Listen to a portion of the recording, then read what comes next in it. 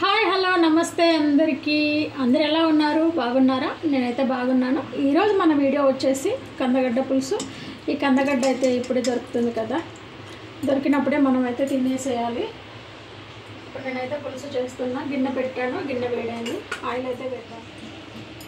2 పావుల oil అయితే వేస్తున్నా. కొంచెం ఆవాలు, కొంచెం జీలకర్ర, ఒక ఎండుమిర్చి, ఒక ఉల్లిపాయ, కొంచెం కరివేపాకు.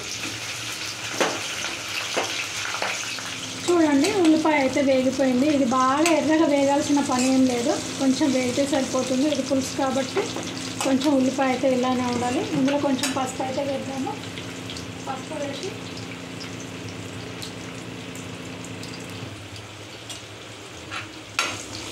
చూడండి, పసుపు అయితే వేగిపోయింది కదా. ఇప్పుడు ముక్కలు అయితే వేసుకున్నాము. ఇది ఇప్పుడే దొరుకుతుంది కదా కందగడ్డ. ఈ శివరాత్రికి దీన్ని ఉడకబెట్టుకొని తిన్నా, పచ్చడి వేసుకున్నా, పులుసు వేసుకున్నా, స్వీట్ చేసుకున్నా చాలా బాగుంటుంది. ఈ పులుసు అయితే పిల్లలు ఇష్టంగా తింటారు. ఇది కట్ చేసి అయితే వాటర్లో వేయాలి. నేను వట్టిగానే పెట్టినా, కొంచెం నల్లగా అయిపోయింది ముక్క.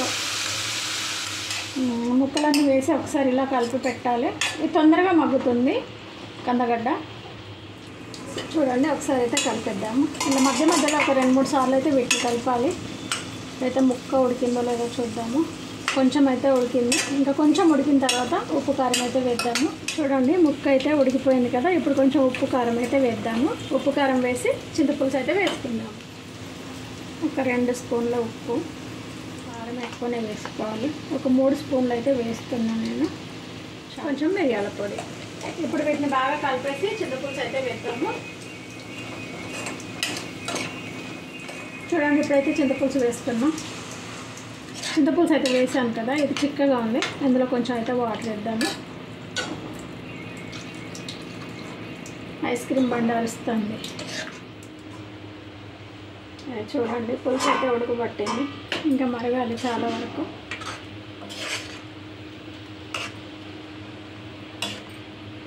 మీలో ఎంతమందికి ఈ కందగడ్డ పులుసు గురించి తెలుసా? కామెంట్ బాక్స్లో కామెంట్ అయితే చేయండి. నేనైతే ప్రతి సంవత్సరం ఈ కందగడ్డతోని పులుసు కానీ పచ్చడ అంటే ఉడికించుకొని ఇది నిప్పుల్లో కాల్చుకొని తిన్నా చాలా బాగుంటుంది.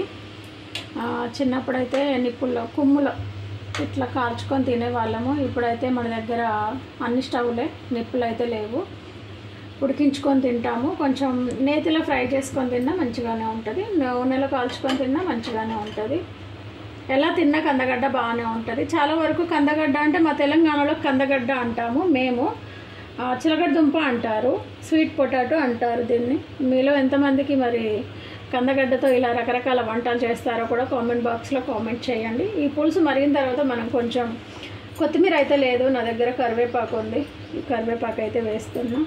మంచి స్మెల్ అయితే ఉంటుంది. మీకు నచ్చితే ధనియాల పొడి వేసుకోండి, లేదంటే లేదు. నేను ఇంకో 2-3 నిమిషాలు ఇట్లాగే ఉడికించేసి స్టవ్ అయితే బంద్ చేస్తాను. చూడండి, కందగడ్డ పులుసు అయితే రెడీ అయిపోయింది. ఈ వీడియో కనుక మీకు నచ్చినట్లయితే లైక్ చేయండి, కామెంట్ చేయండి. కొత్త వారు ఎవరైనా మన ఛానల్ చూస్తున్నట్లయితే మన ఛానల్ని సబ్స్క్రైబ్ చేసుకోండి.